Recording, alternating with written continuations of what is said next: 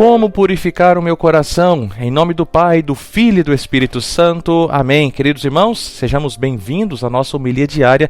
Obrigado por você estar aqui comigo nesta caminhada de santificação.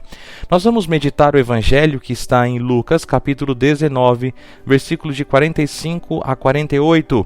O Senhor esteja convosco, Ele está no meio de nós. Proclamação do Evangelho de Jesus Cristo segundo Lucas. Glória a vós, Senhor. Naquele tempo, Jesus entrou no templo e começou a expulsar os vendedores. E disse, está escrito, minha casa será casa de oração. No entanto, vós fizestes dela um antro de ladrões. Jesus ensinava todos os dias no templo.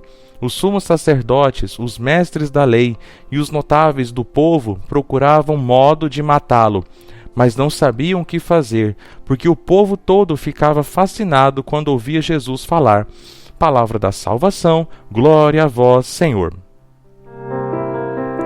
Amados irmãos e irmãs, quando lemos este evangelho, nós somos levados ao momento que Jesus entra no templo e testemunha a distorção do propósito sagrado que é a casa de Deus, que é o propósito de ser uma casa de oração. Amados irmãos e irmãs, a nossa igreja, o nosso templo possui este propósito principal. E então que Jesus olha para isso e fica indignado. Ele se depara com uma cena de comércio e negócios, onde o foco na adoração e na conexão espiritual, na nossa caminhada de santidade, foi substituído pela ganância e pela exploração. Ou seja, meus irmãos, Jesus não é contra ao dízimo, as ofertas, isso tudo é nossa obrigação para mantermos o templo físico, mas naquele tempo os sumos sacerdotes, os cambistas estavam aproveitando disso para ganhar dinheiro em cima do povo e dizendo, você só pode receber tal bênção se você pagar altos valores. Então, meus irmãos, cuidado para nós não confundirmos, ou seja, o dízimo é sagrado, é bíblico, as ofertas, as doações, mas jamais nós poderemos comercializar a nossa fé. Precisamos do dinheiro para a manutenção geral da nossa casa, da casa de Deus, mas comercializar a fé nunca foi bem vista por Jesus Cristo. E então que Jesus, cheio de zelo pela casa de Deus, não hesita em agir, ele não pensa duas vezes.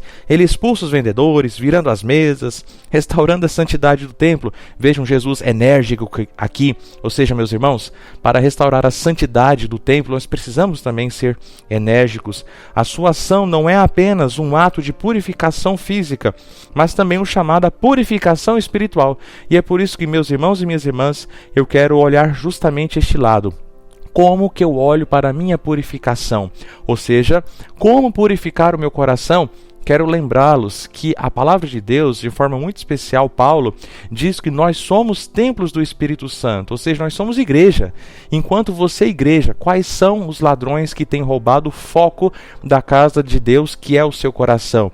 Como purificar o meu coração? Meus irmãos, quero destacar aqui 5 elementos para nos ajudar nesta nossa missão de hoje.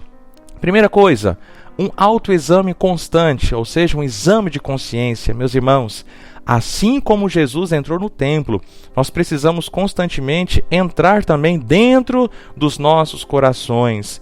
Devemos questionar se nós estamos permitindo que a ganância, que o egoísmo, impurezas, desculpas, preguiças, omissões não se estão instalando dentro dos nossos corações, tomando o espaço de Deus. Ou seja, meus irmãos, o exame de consciência vai nos ajudar a identificar e expulsar, remover as barreiras que impedem a presença de Deus nas nossas vidas. Segundo ponto, quero destacar práticas espirituais, talvez como práticas devocionais, a nossa vida de fé.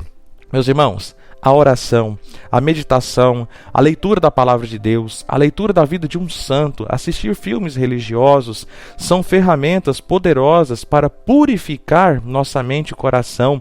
A Santa Missa, a adoração eucarística, tudo isso vai levando a nossa mente a pensar mais em Deus e constantemente o nosso coração vai sendo purificado e consequentemente o nosso coração terá como objetivo ser casa de oração, onde nós deixamos o templo do Espírito Santo, que são os nossos corações, mais purificados.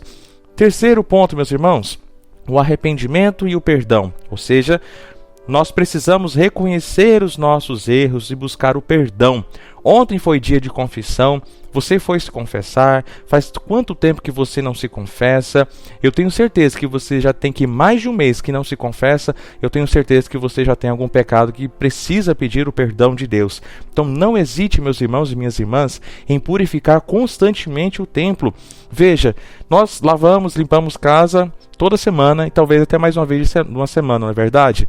Então por que nós não vamos constantemente lavar os nossos corações na confissão, se nós constantemente estamos sujando os nossos corações, sujando a nossa alma? E aí, meus irmãos, minhas irmãs, buscar o perdão não apenas de Deus, eu disse aqui, na confissão, ok? Mas veja também que também daqueles a quem nós possamos ter prejudicado, aqueles que nós ofendemos. Isso é uma forma essencial de limpar o nosso templo interior. Ou seja, meus irmãos, o arrependimento dos nossos erros, pedir perdão, dar a desculpa, nos liberta do peso do pecado, permitindo então que a graça de Deus venha agir dentro de nós. Quarto ponto, a generosidade e o serviço. Amados irmãos, quando nós vivemos uma vida de generosidade, de serviço aos outros, quando nós superamos mesmo o egoísmo, e é difícil servir os outros, meus irmãos, não pense que para mim é mais fácil, não é.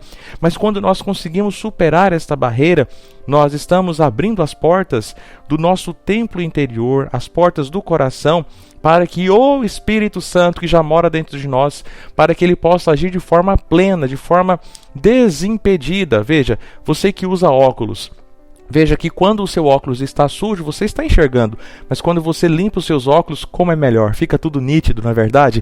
Assim, meus irmãos, quando nós também abrimos o nosso coração com a generosidade, com o arrependimento, com as práticas de devoção, com o exame de consciência, nós permitimos que o Espírito Santo venha agindo dentro de nós. Quinto ponto, um amor incondicional. Nós precisamos a todo instante cultivar um coração que ama verdadeiramente. Um coração que vai ao encontro do outro, ao encontro daqueles que precisam de nós, meus irmãos e minhas irmãs. Isso é uma maneira poderosa de purificar os nossos corações, de limpar o nosso coração. Quando amamos como Jesus amou, e aí eu te pergunto, olha, como que Jesus amou? No alto da cruz, no sacrifício.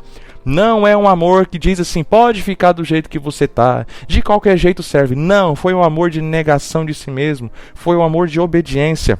Quando nós fazemos isso, nós estamos permitindo que o amor de Deus flua livremente, passe livremente através de nós. E veja, eu disse que são 5 coisas, mas aqui eu quero destacar uma 6ª coisa que me vem ao coração, e justamente está no versículo 48 do Evangelho. O povo ficava fascinado quando ouvia Jesus falar. Meus irmãos, ouvir Jesus falar purifica o coração. Nós vamos poluindo a nossa mente e os nossos corações de tantas más coisas que muitas vezes nós vamos dando espaço para a maldade e não para a graça. E aí também ficar fascinado, se encantar com Jesus, não levando um evangelho, uma vida de cristãos mais ou menos, não, mas se encantando, tendo os olhos brilhantes, tendo o coração ardendo quando Jesus fala. Portanto, meus irmãos e minhas irmãs, essas são formas muito práticas de que nós podemos praticar na nossa vida, colocar na nossa vida para purificar o templo do Espírito Santo, para purificar o nosso coração, para sermos moradas dignas do Senhor. Pai nosso que estais no céu, santificado seja o vosso nome, venha a nós o vosso reino, seja feita a vossa vontade, assim na terra como no céu. O pão nosso de cada dia nos dai hoje, perdoai-nos as nossas ofensas, assim como nós perdoamos a quem nos tem ofendido. E não nos deixeis cair em tentação, mas livrai-nos do mal. Amém. Ave Maria, cheia de graça, o Senhor é convosco. Bendita sois vós entre as mulheres, e bendito é o fruto do vosso ventre, Jesus. Santa Maria, Mãe de Deus, rogai por nós, pecadores, agora e na hora de nossa morte. Amém. E que Deus te abençoe, em nome do Pai, e do Filho e do Espírito Santo. Amém.